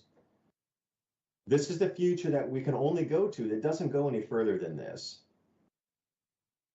And maybe that explains why we come to this point every time in history where we ramp it up, humanity's controlled, natural cataclysm knocks it back, and there's survivor pockets. But it seems that these survivor pockets are the things that bring humanity back again with the same knowledge again. So, you got to look at it in a teeter-totter fashion here. Like, how do you sell that to a planet? You can't. It's the same thing I was saying from originally when I started doing my research on the grand solar minimum about 2013. I realized that, some people who should get the message will get it, because if you were to tell the entire populace on like page 1 every single day, hey, by the way, we're not going to have enough food around 2020, 2022, somewhere, we're not going to have enough food for the planet. It's going to get really expensive and you're going to get on rations. By the way, this won't happen. Now, there would cause a panic before the event ever happened. So I realized that they were just going to let the planet run into the ground. They were going to let society crash hard into a wall at 100 miles an hour with no seatbelt. It's natural. There's really nothing you can do. So, be the devil's advocate here. Be the rulers of the planet for a second. First, you wouldn't tell anybody. Second, you would try to get your butts ready with everybody else in your clan to make sure that there's continuity of their species and their clan. Forget continuity of government. We're way past that. It's continuity of your family, continuity of your clique and way of life to oversee the planet if you make it through, because you're going to have all of the knowledge. Maybe AI is nothing more than siphoning all this information into a repository that will be then, sent to an area that will be safe, that will survive these cataclysms. A digital library of Alexandria. What happens if that's it? The AI is just there to swoop everybody's thoughts, to swoop everything from humanity and take it into a repository for the next world to reemerge. Because I tell you, when we come through this thing, we are going to get set back, like way back, like 1,000-year back kind of way back. But if the elite have these types of areas that would be safe, that of these trillions of dollars have built over the last 10 years or 20 in earnest, then how long before they pop back out? Because, the way I'm looking at things anymore, it's just nothing makes sense enough except this. Because we've gone so far past the shark, man. We're jumping over the rainbow right now. I don't know, Ransom. Maybe I'm making no sense with what I'm trying to explain, but maybe I'll have to sit on this for a minute and try to figure out how I can explain it better. But that's kind of where my mind frame takes it. I think you're right there at explaining it. I mean, basically, if there was a worldwide civilization like we're talking about, it would have had to have been 12,000 plus. And as you can see by history, using a little bit of deductive logic, they weren't prepared. So really none of the cities survived this, whatever happened. They all disappeared into history. However, they did know that they needed this idea, like you said, continuity of government. And that's exactly what's going on right now. That all of these major powers that are part of the world establishment have continuity of government programs running. And that's going to include a DNA suppository of a suppository, a repository of the whole world's, DNA. They already have that. So they're not lacking that, and they actually don't really need the people that the DNA came from at this point. Now, if last time everything was reset and it went into utter chaos and it took us 12,000 years to get back to a, sophisticated civilization that's technological, we would also know that it's going to be reset again. And this time, obviously, they're planning on that. But, they're planning on it in more than one ways. And one of the things you were talking about is, all of the information. Well, that information is disappearing faster than it's going on the internet because of lack of space. And they don't really want to keep it, which is another sign that they may be keeping information for themselves, but they don't really care to keep it for civilization as a whole. The internet's memory is fading in front of us preserve what you can. This is an article from Microsoft talking about how some of the major corporations just delete inactive information. So it's not there anymore. It's just gone. And I've talked about this before in the way that there's a new modern digital book burning, where every couple of years an upgrade in technology is used, putting the old, type of devices out of date, where the algorithm can't even read it. It's a different language now. It's a different protocol. And then also there's no machines that will still use the old data. So you see the evolution of that from floppy disk to 5.5. And then, we had disks, and now we're down to thumb drive and solid state stuff. And now they're going beyond that. With quantum computing and saving things and stuff like quartz and other things. They have all of these technologies, which brings me back to the 12K plus civilization that was probably on Earth at that time. The only thing that we have left of those civilizations are the megalithic structures built out of very hard stone like diorite and, other quartzite type granites and stuff like that. So that's the only thing that survived. So this reset, obviously, they don't want it to go into utter chaos and have to start over and reinvent the Industrial Revolution in order to get to a technological state. This time, we already have that stuff, and we can put it into these giant continuity of government programs, which means that on the other end of it, and I'll show you, what it's really about is basically making the public lethargic, confused, scared, and distracted until whatever event happens. And here's an article talking about something weird is going on with melatonin. And basically, over the last couple of years during the lockdowns and other things, the pharmaceutical companies have up the use of these kind of things on children and people. So everybody's walking around in a zombie-like state already.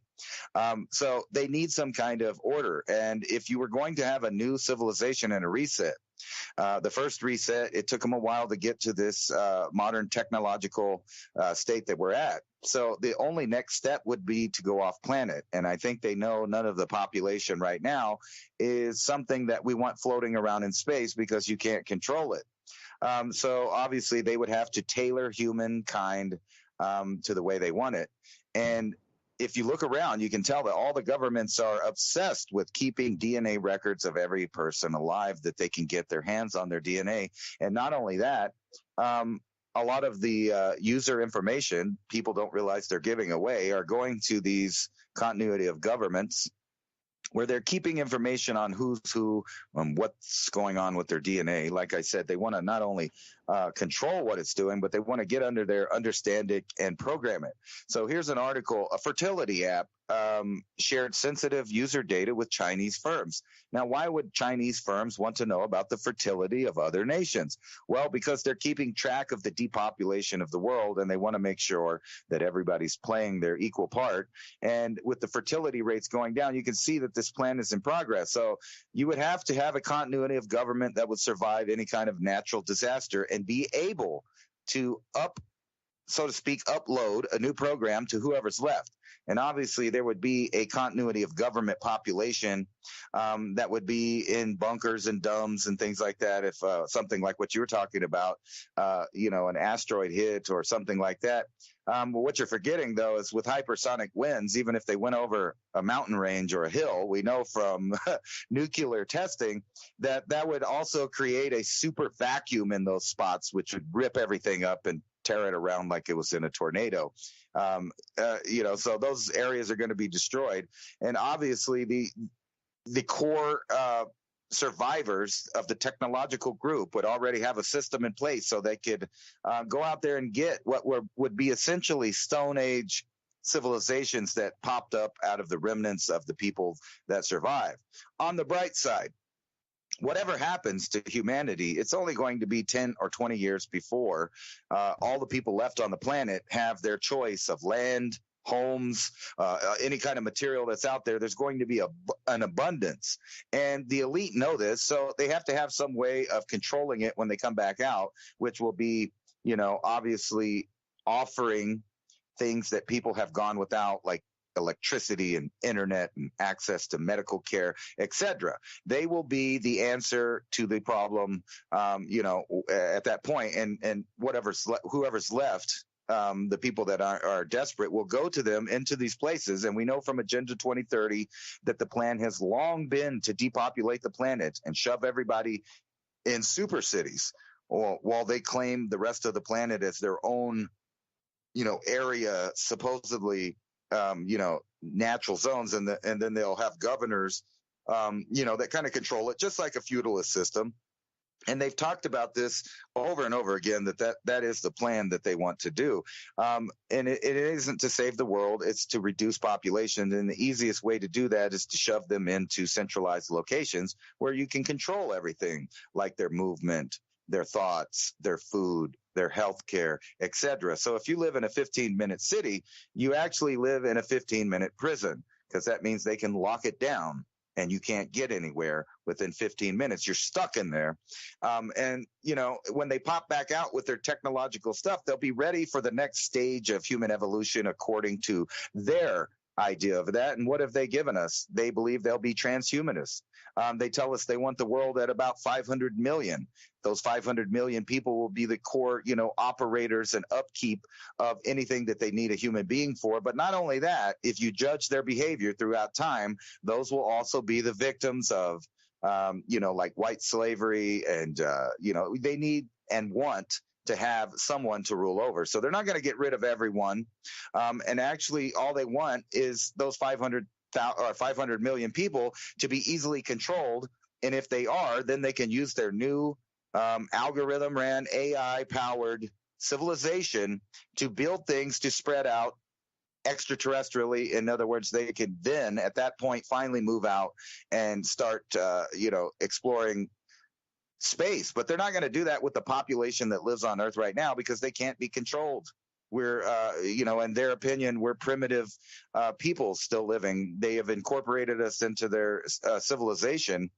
However, we are still a product to them. So at a point where they no longer need the workforce, there won't be a giant population until they can completely control it from birth to death, in which they've shown us that that's exactly their plan, with gene editing, birthing facilities. And, and I've talked about this before, if we ever came across any extraterrestrials out there, they may not be like us as far as being in a binary reality.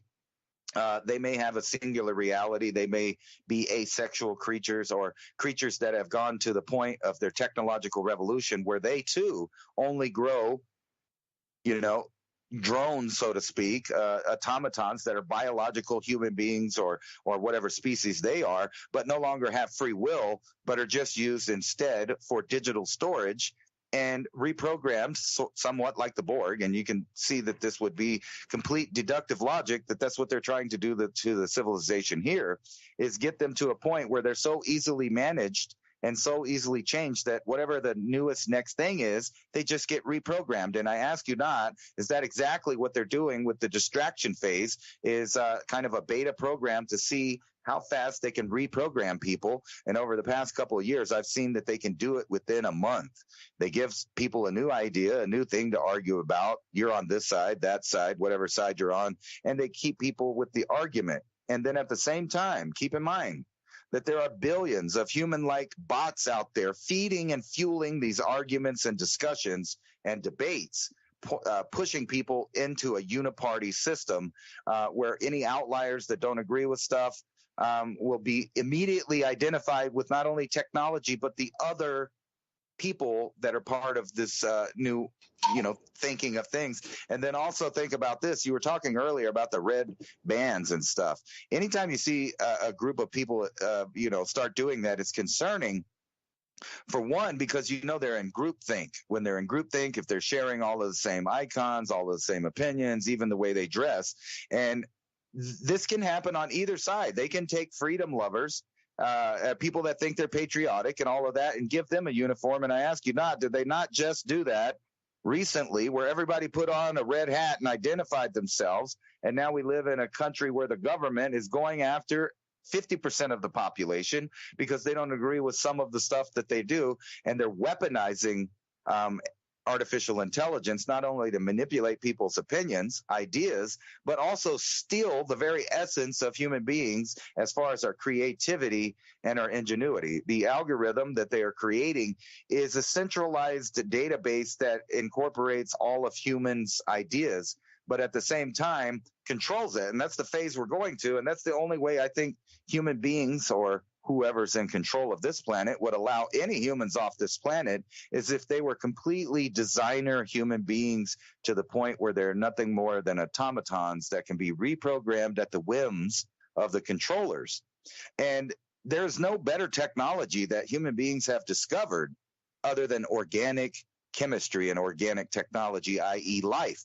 So with their second rate, kind of a ghetto version of technology, which is the, computers and things like that, eventually they're going to have to cross over that threshold, that singularity, to where all technology is biological. And I ask you, is that not right now happening worldwide with the technologies of gene editing and CRISPR and all of these other things, plus the M's and the NAs and the R's. I don't want to say it too in the thing. And they're just putting that out there, and they're doing exactly what we suspect happened thousands of years ago, which is human beings are being updated to a new version.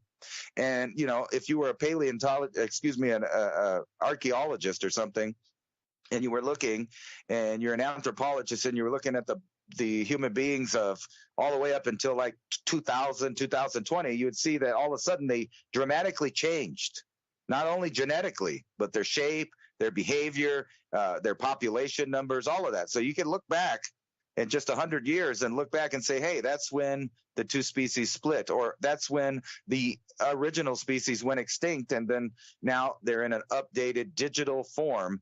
And, I'm leaving out some stuff, which is the AI not only writes and manipulates other stuff, but they have AI programs that are designing DNA and RNA.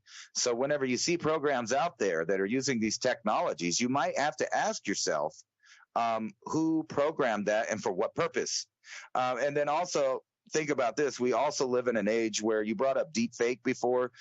You cannot believe a single thing that you see, read, or hear now, because the algorithm controls it, not unlike that old show that used to talk about, what is it, the outer limits, right? That said, we will control the vertical, we will control the horizontal, the brightness, the saturation. We will control everything you see. We are at that point right now, and people don't see it because they're in the midst of an algorithm, an AI-created argument that has gone worldwide, where you're arguing about petty things that has nothing to do with the evolution or the security of your genetic line continuing on the planet. And that all revolves around you controlling your own food. So if you let this giant system get so big that it controls every aspect of everything, you won't be in control of your own life. The only way to do that is to fight this and have a renaissance of our own. And I think that indeed is going to happen because, just like in physics, for every action, there is an equal and opposite reaction. So every plan, every plot that the elite make, there will be an equal and opposite reaction from the rest of humanity, meaning that they will learn how to code. They will learn how to manipulate the machines. And we already do that right now. Think of anything that's ever been invented where someone didn't come along in a few years and manipulate it to get around it. And that's exactly what I've been doing for the past couple of days with these algorithms, is finding ways around the human programmed boundaries that it put on the AI, which tells me the AI is more advanced than they're admitting to. Yeah, I'm wondering why the gorilla is banned. But think about, the whole climate hysteria thing. Come across this article, Utah lawmakers are now planning to increase the state's snow removal budget by $20 million. I mean, nothing says catastrophic global warming like near doubling of a state's snow clearing budget, right? Welcome to the strange world. And nothing says high tech like CRISPR is basically taking a chainsaw to DNA strands. There's nothing precision in there, clipping and snipping. It's like taking a chainsaw to the DNA. It's archaic and barbaric where we sit in these whole, narratives of control. Oh, it's going to heat up. Well, the people are, turning on their heaters in New York and New Hampshire and Vermont as we speak because it is so cold, record cold. And there's something that you might hear on the news for those of you in the Midwest. It's called the pneumonia front. It's when wet, cold temperatures creep into the 30s when we come into this time of the year, nearly June. Rapid air, late cooled air, moisture ridden air that comes down, water chilled air is like the technical term for it, I guess. And there's actually a real name for that. And this occurred during the year without a summer also. It's kind of quirky how everything's matching up. So as we march forward, look for all these cooler temperatures, and how are they going to explain it away? Yosemite's not even going to open part of the roads until at least July because they're still so snow covered in such depths up there, all-time record-breaking snow season. Yeah, you're supposed to believe that the planet's heating up to, some hothouse Venus type of thing, and they can't even, dig the houses out that have collapsed or have been so snow covered from arc storm after arc storm. It's just unbelievable how easily manipulated people are off single issues. There is some hope, though, because climate seems to have dropped below the top 20 for American concerns. But nobody's talking about solar filaments either in a weakened magnetic field. See you next week. Thank you for your spending valuable time with Ransom and I tonight. Leave your comments below and let's continue the conversation. Until next week. Thank you for listening.